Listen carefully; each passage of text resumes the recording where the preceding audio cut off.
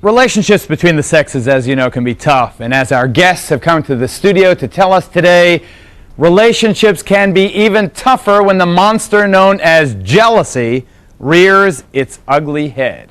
Our first couple, for example, Bobbi and Mike, they've only been dating on and off for the past several months, but Mike is already convinced that Bobbi is the girl of his dreams. He will stop at nothing to make sure she becomes his. Bobbi and her friends are so concerned about his obsessed nature toward her that they have nicknamed him Psycho Mike.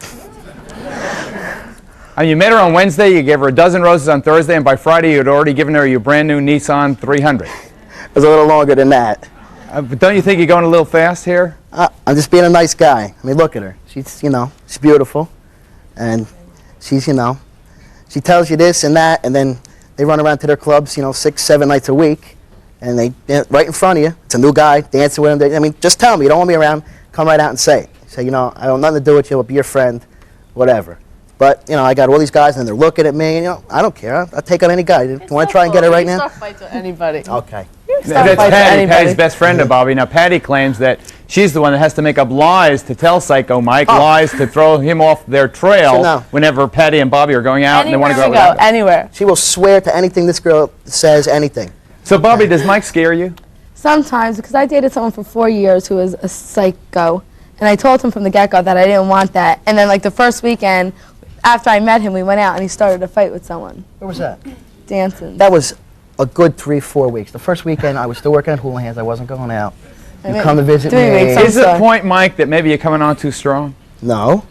I'm just there to have a good time. If I'm standing there and I think that she's interested, and she goes dragging a guy to a dance floor right in front of me, what am I going to do? I'm going to stand there and watch, say I hope they have a good time? Mike, you're not going out with her. Oh. You're not going out with her.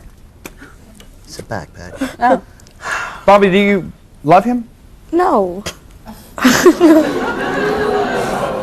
Now, Bobbi, the more you hear, does it make you more and more apprehensive about going forward with this relationship? Definitely. No, this is the...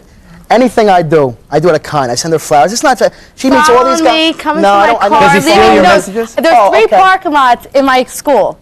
He doesn't know where I park. Drive into our parking lot, leave a note on our car. That's not something just to show. Going up and down every aisle looking for my car. Looking in buildings with his high beams. What's wrong with that? See if I see Actually, it. I think we have some video. Here is. What are you doing in this situation here, Mike? Once again, I'm being a nice guy. I'm going to leave a note on her car, just so she knows, because she doesn't call me some days. I haven't seen her in weeks. So. Are you tailing her there? No, that's me. Uh-huh. And I'm driving to Bayonne, which is about, no, it's far from where I live. About a half hour away. Yeah. And I'm going to leave a note on her car. She doesn't want to call me all the time, so I'll still show her that I'm thinking about her. I'm driving around for an hour or so. Depends if I have anything important to do. There's a gas station, which I've been known to sit at. She's not around, and I can watch, see if she comes home, and I got a phone there. I can call her, I got to call, do what I got to do.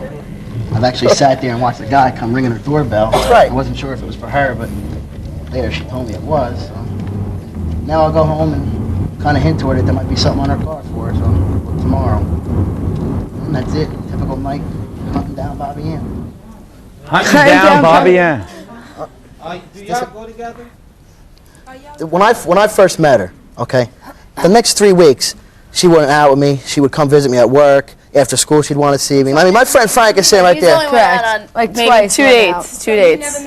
Not at all. Is she free to do what she wants? I didn't say she can't.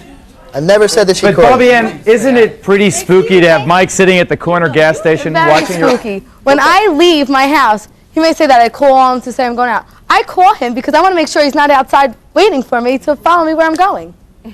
I go out to, me and her go out like all the time. He shows up. Mike, did you ever hear the expression "get a life"?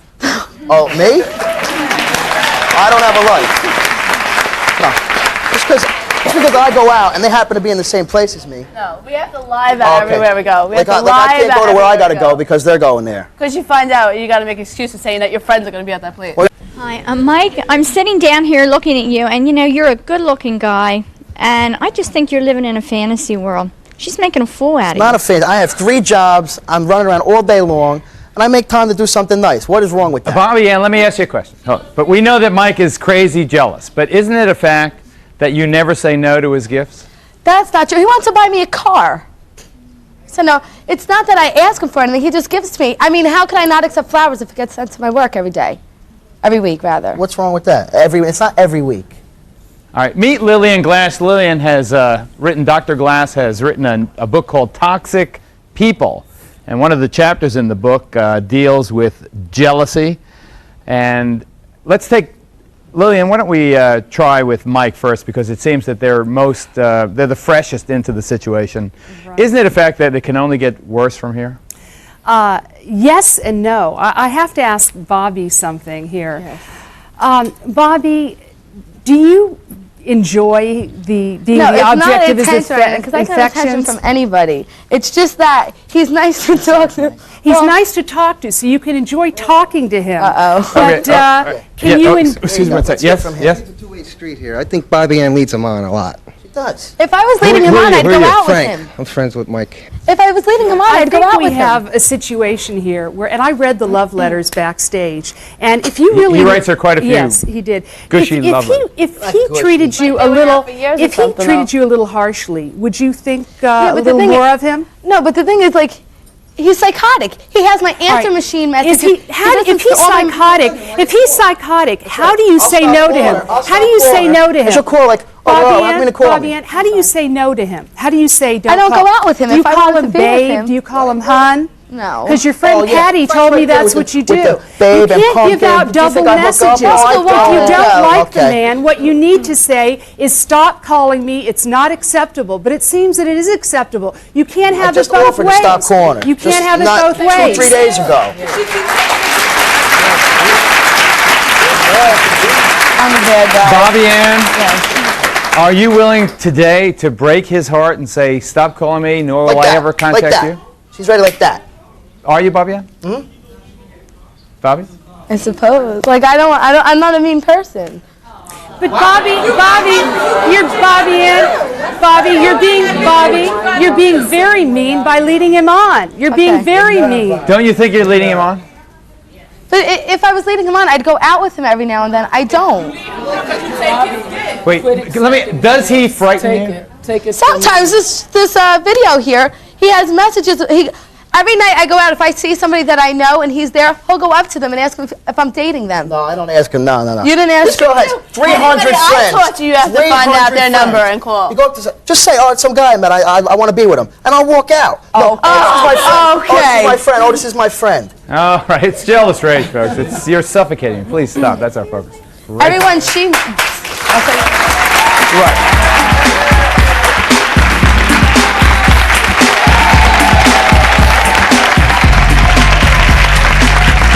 And Bobbi Ann, you are definitely leading them on. I mean, there is two sides to this jealousy story.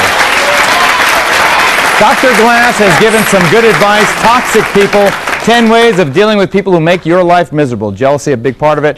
It's toxic people. Thank you, Dr. Glass, for being on the program. Hey, listen, if you loosen up, maybe things will get better.